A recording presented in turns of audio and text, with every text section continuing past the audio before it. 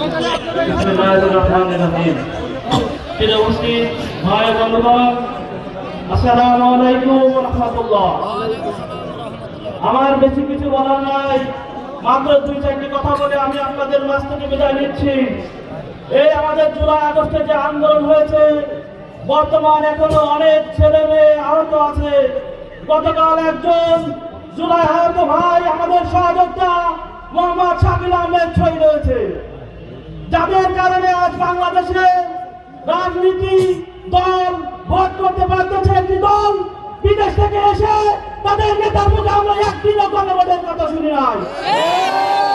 যখন জনগণ বুঝতে পেরেছে নেতার মুখে গণভোট নাই, নেতা মনে হয় দাঁড়ানো শুরু করে দিয়েছে।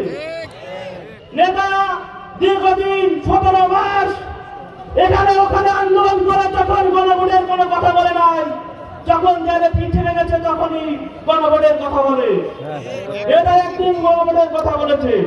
তার নেতা কর্মীরা, তার দলীয় প্রার্থীরা, আমাদের এলাকায় যারা এমপি প্রার্থী আছে, যারা নেতা আছে, আমাদের যারা যারা যারা শীষের ভোট চাই, গণভোটের ভোট কি তারা চাই? আমরা কি হাতিবাই হত্যার বিচার চাই? আমরা কি ইনসাফ ভিত্তিক বাংলাদেশ চাই? আমরা কি যারা দালালি করে থাকতে চাই? দালালি না জানি, আমরা যদি দালালি করতে না চাই তাহলে আমরা অবশ্যই গণভোটে হ্যাঁ পক্ষে ভোট দিব। আপনাদের কাছে আমি আরেকটি আবেদন করে যেতে চাই, আপনারা দলীয় ভোট ধানের শীষ কি দাঁড়িপাল্লায় দেবেন সেটা দেখার বিষয় নয়। আপনারা যদি নিজেদের দালালি গোলামির ভিতরে রাখতে চান তাহলে অবশ্যই আপনারা না ভোটে দিবেন।